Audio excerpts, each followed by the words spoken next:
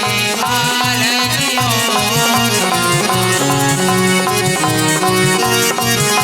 गिरजा गिरवर के घर आई। जगदम्बा गिरजा गिरवर के घर आई। जगदम्बा गिरजा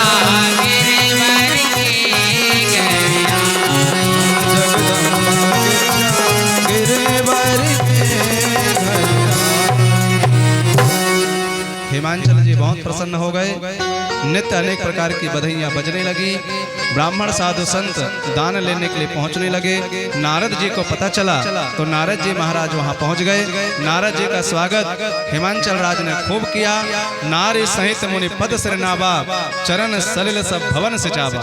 चरणों को धोए और चरण जल को पूरे मकान में सिंचवाया और आसन में ला करके बैठा दिए। उनकी पूजा की। निज सौभाग्य बहुत गिरी वरना, सुता मेल मेली पुनि चरणा। चरण में जाकर के पार्वती जी बैठ गई और हिमांचल राज जी ने कहा कि भगवान आप कृपा करके भविष्य बताएं, गुण दोष बताएं। नारद जी महाराज ने पहले बढ़िया बढ़िया गुणों को कहा इनके जो पूजा करेगा उन्हें सुंदर वर की प्राप्ति होगी। सब लक्षण संपन्न कुमारी। भविष्य वक्ता है, पहले अच्छे अच्छे बता रहे हैं, बड़ी अच्छे गुणों को बता रहे हैं। क्यों? यदि पहले ही से बुरी बात बताने लगे तो दिखाने वाला कहेगा बस करो, अब तो दिखाना ही नहीं है, और पता चला कि दक्षिणा भी ना मिला। इसलिए पहले बढ़िया बढ़िया गुणों को बता रहे हैं। इसके बाद में कहा कि सुना हूं जे अब अवगुण दुई चारी। बोले ज्यादा नहीं, दो चार अवगुण हैं। इनकी नहीं, बोले पति के तरफ से। अगुण अमान मात पितुहीना, उदासीन सब संशय छीना। बताए थे कि दो चार अवगुण हैं और पूरे 10 अवगुण गिना दिए। इनको ऐसा पति मिलेगा जिनमें कोई गुण ही नहीं है, कोई मान अपमान की बात नहीं है। अगुण अमान, न मान न अपमान। मात पितुहीना, माता पिता नहीं है। तो हिमांचल राज्य को लगता है माता पिता मर गए हैं। माता पितुहीन, उदासीन रहते हैं। अनेक अवगुणों को गिनाया। सुनकर के पार्वती जी समझ गई कौन है। दुख दंपति उमा हर्षानी। माता पिता को दुख हुआ, पार्वती जी गोदी से चली गई। और हिमांचल राज जी ने, मैना ने कहा कि महाराज ऐसा पति ना मिले, कोई उपाय बताओ। नारद जी ने कहा देखो, जो रेखा बनी है, जो विधाता ने लिख दिया है वो तो मिलकर के रहेगा, होकर के रहेगा। लेकिन कहा सुनो, जितने मैंने अवगुण बताया है वो सब अवगुण मुझे भोले बाबा में दिख रहा है। यदि उनके साथ में विवाह हो जाए तब तो फिर कहना क्या है।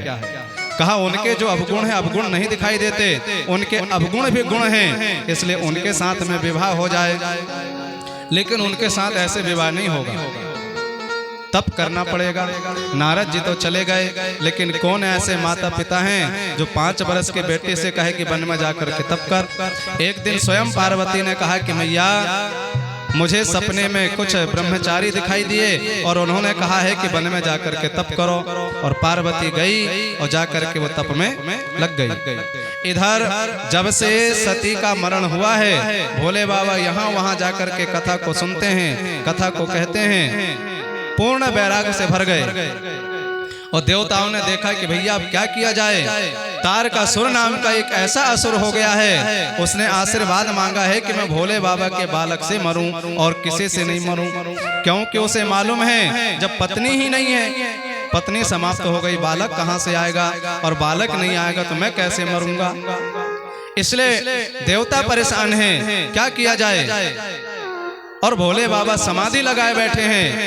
तुरंत भोले बाबा के पास में देवताओं ने कामदेव को पहुंचा दिया। कामदेव अपने दल बल के साथ में आया और भोले बाबा को समाधि से डिगाने लगा। लेकिन भोले बाबा की आंखें नहीं खुली। कामदेव को बड़ा क्रोध आया। आम के वृक्ष में वह चढ़ गया, फूल का धनुष, फूल की बाण, और भोले बाबा के हृदय में उसने बाण चला दिया। भोले बाबा को क्रोध आया।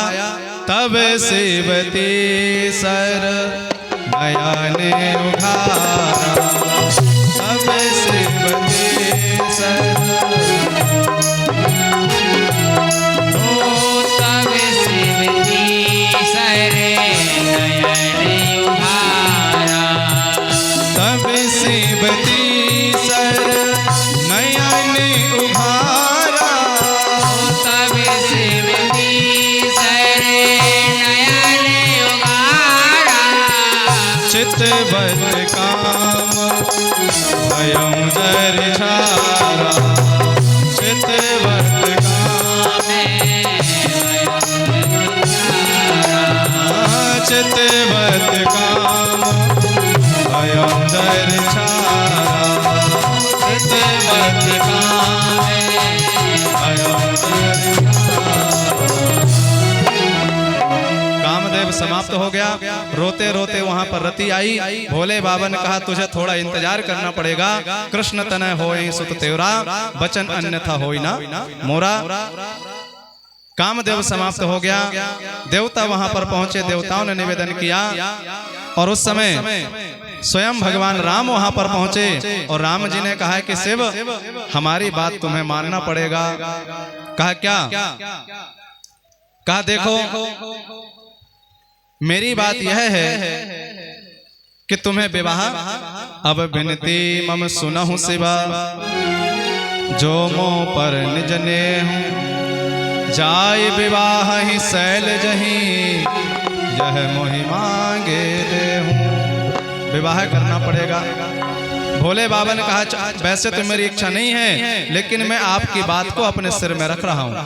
राम जी ने कहा देखो मेरी बात को सिर में मत रखना। कहा क्यों? अरे तुम्हारे सिर में ना जाने कौन कौन चढ़े हैं। जो देखो वही सिर में।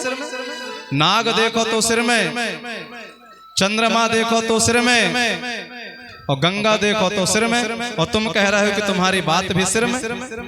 अरे मेरी बात को यदि तुमने सिर में रख लिया और गंगा में बाढ़ आ गई, पानी ऐसे ही बरस रहा है, बाढ़ आ गई तो मेरी बात बह जाएगी। मैं कहूंगा भोले बाबा कुछ कहा था तो आप कह दोगे वो तो बह गई। मेरी बात को आप अपनी आंख में मत रखना क्योंकि आज के समय में 15 बरस के नहीं होते और आंख खराब होने लगती है। और भोले बाबा की आंख 2 बार खराब भई है, कहीं ऐसा ना हो कि तीसरी बार भी खराब हो जाए। मेरी बात को आप अपने दिमाग में भी मत रखना क्योंकि आज के समय में भी लोगों का दिमाग दिन में कम से कम 20 बार खराब हो ही जाता है। जो देखो वही कहता है आज तो मेरा दिमाग खराब है, कहीं तुम्हारा भी ना हो जाए। इसलिए मेरी बात को आप अपने हृदय में रख लेना क्योंकि कभी किसी का हृदय खराब नहीं होता और यदि हृदय खराब हुआ तो सीधा गोविंदाय नमो नमः होता है। हंसते हुए राम जी वहां से चले जाते हैं और भोले बाबा ने सप्तऋषियों को बुलाया। सप्तऋषियों से कहा कि जाओ थोड़ा परीक्षा लेकर के आओ। अच्छा परीक्षा लेकर राम जी ने कहा है कि पार्वती से तुम्हें विवाह करना पड़ेगा और भोले बाबा परीक्षा के लिए पहुंचा रहे हैं। इसका मतलब राम जी पर विश्वास नहीं है। विश्वास तो है लेकिन राम जी जानते हैं ये राम हैं, बड़े जल्दी किसी पर भी विश्वास कर लेते हैं। किसी के अवगुण को नहीं देखते, बस वो तो गुण ही गुण देखते हैं। ना जाने कितने अवगुण होंगे कौन गिनेगा। अब विवाह तो मुझे करना है इसलिए कहा तुम जाओ। वो अवगुण नहीं देखते लेकिन मुझे तो विवाह करना है इसलिए अवगुण भी देखना पड़ेगा। सप्तऋषि गण गए परीक्षा लेने के लिए। अच्छा पहले के समय में जब तक परीक्षा नहीं होती थी तब तक विवाह नहीं होता था, पर आज के समय में परीक्षा कुछ नहीं होती। आज के समय में पूछा जाता है तुम्हारा घूमना क्या फेवरेट है, पहनना क्या फेवरेट है। सप्तऋषि गण परीक्षा लेने के लिए गए। उन्होंने क्या देखा, मूर्ति मंद तपस्या जैसे बिल्कुल मूर्ति के समान बैठी हैं। हंसते हुए ऋषियों ने कहा कि क्या बात है, इतना कठिन तुम तप कर रही हो। पार्वती जी ने कहा कि महाराज मैं बिना पंखों के उड़ना चाहती हूँ। मेरे गुरु हैं नारद और नारद जी ने कहा है कि तुम तप करोगे तो भोले बाबा पति रूप में तुम्हें प्राप्त हो जाएंगे। सुनकर के सप्तऋषियों को बड़ी हंसी आई। सप्त ऋषियों ने कहा कि अच्छा हम समझ गए, नारद में तुमने विश्वास कर ली। अरे जिसने भी नारद की बात को सुन लिया और सुनकर के मान लिया, समझ लो उनकी तीसरी मंजिल की जो बिल्डिंग है वो अपने आप गिर गई। जिसने भी बात मान ली। इस नारद ने सिखाया प्रहलाद को, पिता को मरवा दिया। इस प्रहलाद ने सिखाया, इस नारद ने सिखाया ध्रुव को। 5 वर्ष का बालक ध्रुव वन में चला गया। और सुन, दक्ष के थे हजारों पुत्र, सबको बाबा बना दिया। अरे बाबा तो चाहते ही हैं कि पूरी दुनिया बाबा बन जाए। और पार्वती, तुमको भी उसने ऐसा सिखाया, तुम्हें भी वन में पहुंचा दिया। और जरा सोच तो, ऐसा पति बताया। एक तो उसका विवाह हुआ था, एकांत में बैठा रहता, उसका कोई काम धंधा तो है नहीं। सहज एकाकिन के भवन कबहू की नारी खटाई, ऐसे के घर में कोई नारी खटाएगी? रात दिन आंखें बंद किए बैठा रहता है, भूख लगती है तो खा लेता है। और खाता काहे में? खपड़िया में। रात दिन भूत प्रेतों के बीच में रहता है, ऐसे कि यहाँ कोई नारी नहीं खटा पाएगी। और वो नारद ने वही पति तुझे बता दिया। जरा सोचो, विवाह हो भी जाएगा तो तुझे क्या मिलेगा? इसलिए अभी भी मौका है, अभी भी समय है। हम तुमसे कह रहे हैं, बहुत सुंदर वर है और हमारी बात को वो बिल्कुल नहीं टालेगा। यदि हम उससे कहेंगे तो वो विवाह तुम्हारे साथ में जरूर करेगा। पार्वती जी बोली, महाराज आप बढ़िया बात कह रहे हो, लेकिन मैं क्या करूं? तुमने आने में जरा विलंब कर दिया। मैंने पहले गुरुजी बना लिया नारद को, और नारद जी ने कहा है कि शिव जी को पति बनाओ। अब तुम किसी और को कह रहे हो। एक ही मन है, और उस मन को मैंने भोले बाबा को दे दिया। अब 10-20 मन होते तो मैं 10-20 को दे देती। मन तो एक ही है। अब आज के समय का मन थोड़ी है कि 10-20 को दे दें। एक ही मन है और वो मैंने भोले बाबा को दे दिया। महाराज 10-20 मन होते तो कोई बात नहीं होती। अब तुम चाहे कुछ भी कहो, लेकिन अब बात बिल्कुल नहीं बदलने वाली है। सच्चे जो आशिक होते हैं बहकाए नहीं जाते, कदम जो आगे रखते हैं लौटाए नहीं जाते। तेरी मस्ती के मस्ताने, तेरी चाहत के दीवाने, खुशी से फंदे पर चढ़ते हैं लटकाए नहीं जाते। ऐसे नहीं हम चाहनहार, जो आज उन्हें कल और को चाहें। रख दे अखियां निकाल दो, जो दूसरी ओर करे ये निगाहें। लाख मिले उनसे बढ़कर, उन्हीं को चाहे उन्हीं को सराहें। जब लो जीव रहें घट भीतर, तब लो प्रीत को नेह निभाएं। अब चाहे महाराज कुछ भी हो जाए, एक कीड़ा जब पैदा होता है और उसका प्रेम होता है उजाले से, वो कीड़ा भले मर जाए लेकिन जाएगा उसी उजाले के पास। इसलिए पार्वती कहती है, महाराज चाहे कुछ भी हो जाए, विवाह तो उन्हीं से होगा। सप्तऋषिगण समझ गए, चरणों में प्रणाम करके कहते हैं तुम माता हो और भोले बाबा जगत के पिता हैं। प्रणाम करते हुए स्तुति करते हुए वहां से वो चले जाते हैं। और सप्तऋषियों ने आकर के भोले बाबा से बताया। भोले बाबा विवाह के लिए तैयार हो जाते हैं। सभी देवता ब्रह्मा जी महाराज वहां पर पहुंचते हैं। बढ़िया सुंदर लगन लिख करके वो पहुंचा देते हैं और इधर विवाह की तैयारी पूरी होने लगती है। अब देखा गया कि देखो विवाह होना है तो सभी देवता तो वहां पहुंच गए, लेकिन कहा इनका श्रृंगार कौन करेगा? तो भोले बाबा के गण सामने आ गए। बोले हम इनके गण हैं तो श्रृंगार तो हम ही करेंगे। तो जितने भूत प्रेत थे श्रृंगार करने में लग गए। सेवा ही शंभु गण करहि श्रृंगार, सेवा ही शंभु गण करहि श्रृंगार। सेवा ही शंभु गण करहि श्रृंगार। सेवा ही शंभु गण करहि श्रृंगार। जटा मुकुट आहि मोरे संभारा, जटा मुकुट अरुरे समारा। कुंडल कंगन पहिने ब्याला, कुंडल कंगन पहने प्याला। कर त्रिशूल अरु डमरू विराजा, कर त्रिशूल अरु डमरू विराजा। सेवा ही शंभु गण करहि श्रृंगारा, सेवा ही शंभु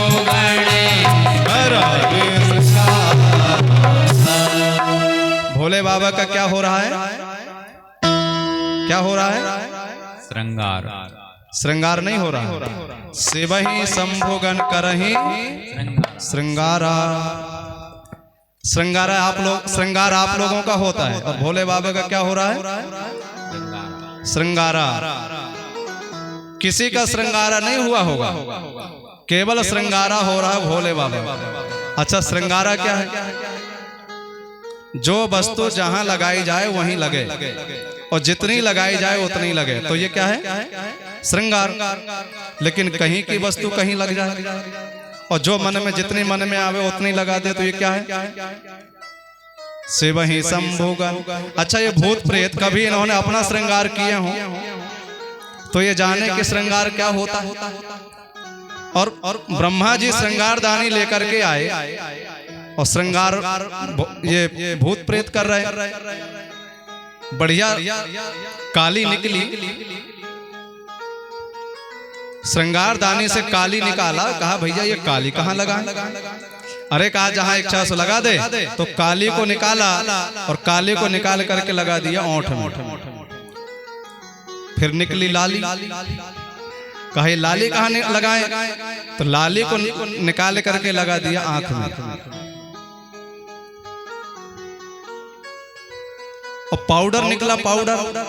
तो एक भूत बोला भैया ये इतना सा पाउडर, और भोले बाबा का करना है श्रृंगार, इतने से में क्या होगा? एक बोला रुक जा मैं अभी लाता हूं, और वो भागा भागा सीधा पहुंचा मरघट में, और पूरा एक बोरा भर के ले आया। कहा बिल्कुल ताजी ताजी है, और बिल्कुल फ्री का, चाहे जितना लगाओ। तो भोले बाबा को पाउडर लग गया, और फिर तेल निकला, तो फिर पाउडर के बाद में तेल और पोत दिया। सेवहि संभोगन करहि श्रृंगारा। जटा मुकुट, एक ने कहा मुकुट बनाओ मुकुट। अब कहा मुकुट कहाँ से लाऊं मैं? मुकुट तो नहीं दिख रही। एक बोला रुक जा मैं अभी बना देता हूँ। भोले बाबा की बड़ी बड़ी जटा, उसको ऐसे सामने बांधा, और एक करिया को लाया ऐसे फंसा दिया, एक को इधर से फंसा दिया। कहा ये बन गई मुकुट। का कुंडल पहनाओ, कुंडल। अब कहाँ से लाऊं मैं? तो 10-20 बरैया पकड़ा, ततैया, और ऐसे कान में लटका दिया। बोले ये बन गए कुंडल, और उन्हीं का बन गया कंगन। जटा मुकुट अहि मोर सम्हारा। एक ने कहा भोलेनाथ आपका विवाह हो रहा है, महाराज ये त्रिशूल को छोड़ दो। दूल्हा क्या रखता है? पर भोले बाबा बोले हम वो नहीं रखेंगे, हम तो यही रखेंगे त्रिशूल। यदि त्रिशूल नहीं रखेंगे तो शूल को भूल जाएंगे। जीवन में 3 प्रकार के दुख होते हैं, शूल होते हैं, उसको भूल जाएंगे, इसलिए हम तो जरूर रखेंगे। एक बोले महाराज विवाह हो रहा है, आओ बढ़िया गाड़ी में, बढ़िया विमान में बैठो, ये बूढ़े नंदी को छोड़ दो, बैल में बैठ के ना जाओ। भोले बाबा ने कहा देखो गाड़ी हमारी नहीं होवे चाहे पुरानी, हम तो अपनी गाड़ी में बैठ के जाएंगे। अब तुम्हारी गाड़ी में बैठ के गए, न जाने तुम्हें अचानक कौन सा काम आ जाए, और तुम तो कहोगे भोले बाबा अब क्या बताएं, अचानक आगे हम तो जा रहे हैं, तो क्या मैं वहां से पैदल जाऊंगा आऊंगा? अब हमारी गाड़ी है, चाहे वो पुरानी ही है, हम तो अपनी गाड़ी में जाएंगे। और भोले बाबा जैसे ही बारात को लेके आगे बढ़े, भगवान विष्णु ने कहा कि भोलेनाथ अरे तुम्हारी हंसी होगी सो होगी, तुम तो हमारी हंसी करने में तुले हो। कहा क्यों? इतने बढ़िया तो तुम सजे हो, हंसी करे मुंह पर पुर जाई, मेरी हंसी और होगी तुम्हारे लिए, या तो आगे आगे जाओ या फिर पीछे पीछे आओ। शंकर जी बोले क्या समझते हो कि हम 2-4 ही हैं? भोले बाबा ने उठाया फोन और जितने भी मरघट में थे सबको लगा दिया। तो केवल देश के नहीं विदेश तक के हिलते हुए चले आ रहे थे। कोई इतने काले जब वो हंसे तो केवल दांत ही दिखाई दे और पता नहीं चले कि है क्या। और कोई चीन से आए थे, उनकी छोटी छोटी आंखें। हर देश से भूत प्रेत इकट्ठे हो रहे हैं। भोले बाबा ने जैसे ही पुकारा, को मुखहीन विपुल मुख काहो, को मुखहीन विपुल मुख काहो, बिन पग कर को बहुपद बाहो, नयन विहीन को नयन विहीना, हृष्ट पोष्ट को अति तन कीना, हृष्ट पोष्ट को अति तन शंकर जय भोले, जय शिव शंकर जय भोले, जय शिव शंकर जय भोले। सब लोग जय जयकारी लगाते हुए, को मुखहीन किसी के मुंह ही नहीं है, और विपुल मुख काहू किसी को देखो तो हजारों मुख हैं, किसी के पेट ही नहीं है, और किसी का देखो टंकी बनी है, किसी के पैर नहीं है और किसी के 1000 पैर हैं, किसी के हाथ नहीं है, किसी के 1000 हाथ हैं, सब आ गए। और भोले बाबा की बारात चली। जैसे ही बारात चली और बारात मार्ग में पहुंची तो कौतुक विविध हो ही मग जाता। अनेक प्रकार के कौतुक हो रहे हैं। कौतुक क्या हो रहा है? अचानक हवा चली और एक दुबला पतला था, सब उड़ गया। और जैसे ही उड़ा तो सबने कहा भैया एक तो उड़ गया, तो सबने कहा अरे उड़ गया तो उड़ जाने दो। पर एक बोला नहीं नहीं, बेचारा जीवन भर पछताएगा कि देखो अच्छे खासे बारात में जा रहे थे और ऐसे समय उड़ गए, मैंने भैया अपनी आंखों से विवाह नहीं देख पाया। तो फिर कहा चलो उसे ढूंढ के करके लाएं। 10-20 गए, बड़ी मुश्किल से ढूंढ करके लेके आए। बारात थोड़े से और आगे बढ़ी, एक मोटा ताजा था और जगह अचानक सकरी आ गई, सो वो फंस गया। और जैसे ही फंसा तो रोड जाम हो गई, तो उसे हिला डुला करके रास्ते को जैसे तैसे खोली गई। और देखो नाच ही गा वही गीत, भूत नाच ही गा वही गीत, सब लोग नाच रहे थे। पहले के समय में बारातों में कौन नाचते थे? पहले के बारातों में कौन नाचते थे? पहले के समय में बारातों में नाचा करते थे घोड़ा। और आज के समय में बारातों में कौन नाचते हैं? घोड़ा नाचते हैं क्या? अरे जब हर घर में घोड़ा घोड़ियां हैं तो घोड़े की क्या जरूरत है? जो देखो वही मटकता है। और अचानक से फिर नाग निकलते हैं। फिर देखो क्या बढ़िया डांस होता है। फिर उनको ये नहीं पता चलता है कि नाली है कि तालाब है। अच्छे खासे सज करके जाते हैं, पूरे के पूरे बिगड़ के आते हैं। बढ़िया नागिन डांस होता है।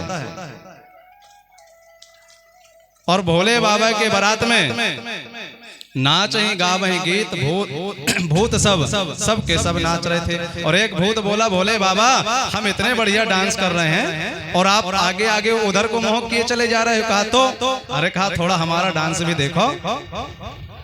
तो भोले बाबा ने क्या किया, अब जा रहे थे उधर को मोह करके, अब बारात तो जाना है और डांस भी देखना है, तो क्या किया जाए? सोई भोले बाबा ने, भोले बाबा घूम गए, पूंछ के तरफ कर लिया मुंह और नंदी के मुख के तरफ कर लिया पीठ। और भूत सब कह रहे हैं भोले बाबा। एक भूत शिव से बोला कांधे में रख के झोला, एक भूत शिव से बोला कांधे में रख के झोला, भोला भांग खाओगे या दम लगाओगे, भोला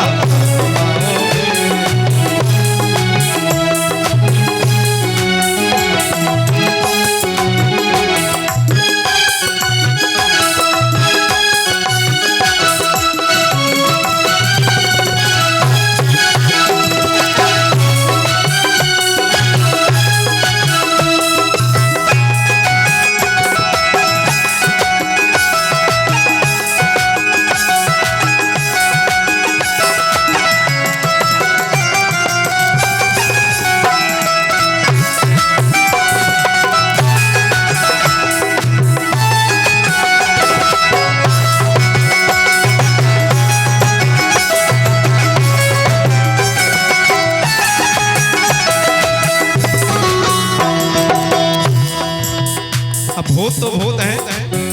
एक भूत कह रहा भोले बाबा तेरी भांगे में मस्ती बड़ी है, तेरी भांगे में मस्ती बड़ी है। भांग है चाहे पानी गिरे लेकिन नाचना जरूर है। तेरी भांगे में मस्ती बड़ी है, तेरी भांगे में मस्ती बड़ी है। पिए बस्ती ये सारी पड़ी है, ये बस्ती ये सारी पड़ी है। हाँ पिए बस्ती ये सारी पड़ी है, ये बस्ती मस्त मौला तेरे भक्त मस्त मौला, तू भी तो मस्त मौला तेरे भक्त मस्त मौला। भोला भांग खाओगे या दम लगाओगे, भोला या दम लगाओगे।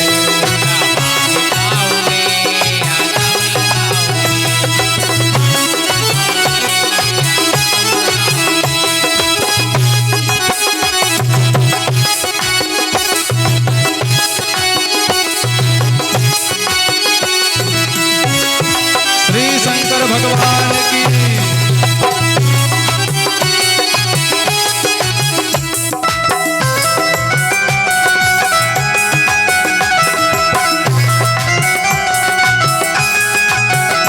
आजा आ जाओ भूतों के राजा, आजा आ जाओ भूतों के राजा, लाया देखो चलम संग गांजा, आया देखो हम संग गाजा। लाया आके और धतूरा तेरा भोग पूरा पूरा, लाया आके और धतूरा तेरा भोग पूरा पूरा। भोला भांग खाओगे या दम लगाओगे, भोला या दम लगाओगे।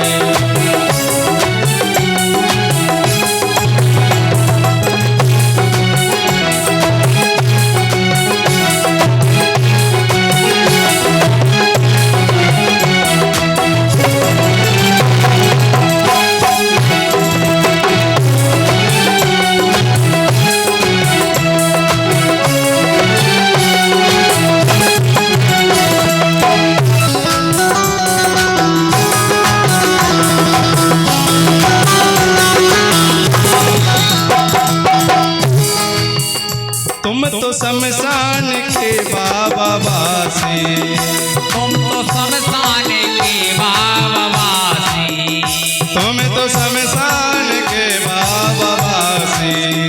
तुम तो शमशान के बाबावासी, कभी उज्जैन तो कभी काशी, कभी उज्जैन तो कभी काशी। कलकत्ता नीम तल्ला तेरे भक्त करे हल्ला, कलकत्ता नीम तल्ला तेरे भक्त करे हल्ला। भोला भांग खाओगे या दम लगाओगे, भोला भोला भांग खाओगे।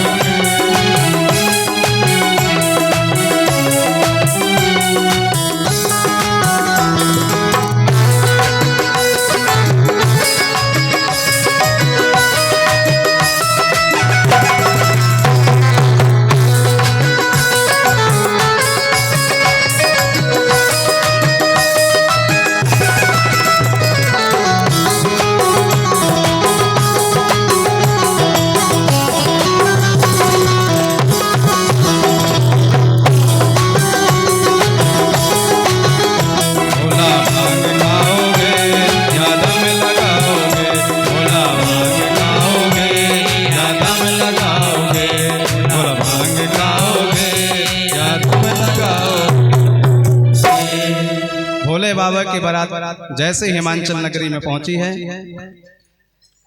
जब कहीं बारात किसी गांव में पहुंचती है तो सबसे पहले बारात देखने के लिए कौन दौड़ते हैं? बारात देखने के लिए सबसे पहले कौन पहुंचता है? जैसे ही बारात देखने के लिए छोटे छोटे बच्चे पहुंचे, सोई बच्चे प्राण बचा करके भागे, अपने अपने दरवाजा को ले जा करके बंद कर दिया। माता पिता ने पूछा, रे क्या हुआ? तो बालकों ने कहा, कुछ मत पूछो, अरे दूल्हा है कि पूरा यमराज है, यमराज। उसे देख करके यदि कोई जीवित रह गया तो समझ लेना कि उसके बहुत बड़े भाग्य हैं। कहा ये पूछना बाद में, पहले तो मोटे से रजाई लाओ, हमको उड़ा के रख दो। भोले बाबा की बारात जनवासे में जाकर के ठहर गई और भोले बाबा का वाहन नंदी और उनके कमर में, उनके सिर में, उनके हाथ में सर्प है और बारात में भगवान विष्णु भी गए हैं। भगवान विष्णु का वाहन गरुण, गरुण को लग गई भूख, और गरुण जी ने इशारा किया जो कमर में फंसा था कि भैया मुझे तो भूख लग रही, यहाँ सबको तो भोजन मिल जाएगा, मुझे क्या मिलेगा। कहा समय पाकर के हम तुम्हारा भोजन कर जाएंगे। और जो कमर में था उसने सोचा हे भगवान, बारात भोले बाबा की और भोजन होगा हमारा, तो उसने भी कहा हम तो समय पाएंगे, खिसक जाएंगे। थोड़ा सा अंधेरा उसने देखा और वो खिसक गया। अब सब कुछ उसी के सहारे में था, कोई अलग से बेल्ट थोड़ी लगाए थे। और जैसे ही वो करिया खिसका, सोई सब कुछ खिसक गया। और भोले तो भोले, उनको पता ही नहीं है। नंदी में जाकर के वो तो बैठ गए और फिर पूंछ के तरफ सोचे कि फिर इनका डांस शुरू होगा, कौन देखेगा। तो फिर पूंछ के तरफ मुंह कर लिए। और बारात जब मंडप की तरफ बढ़ने लगी, इतने ही में मैना के कानों में आवाज पहुंच गई, करे दूल्हा तो पूरा पगला है, पगला। तो मैना ने कहा मैं तो बिल्कुल विवाह नहीं होने दूंगी, पहले मैं जब तक दूल्हा को नहीं देखूंगी तब तक बिल्कुल विवाह नहीं होगा। सबसे ज्यादा परेशानी विवाह में किसकी होती है? जो बिचूहा होता है, जो विवाह करवाता है। तो ये विवाह कौन करवा रहा है? ये विवाह करवा रहे हैं नारद। मैना ने नारद को बुलाया, अटारी में चढ़ गई, तो बोले पहले दूल्हा दिखाओ। ना फोटो दिखाया ना कुछ दिखाया, और सब कह रहे हैं कि पगला है, पगला। जब तक मैं फोटो नहीं, अब जब तक चेहरा नहीं देख लूंगी तब तक विवाह नहीं होने दूंगी। नारद जी लेकर के पहुंच गए।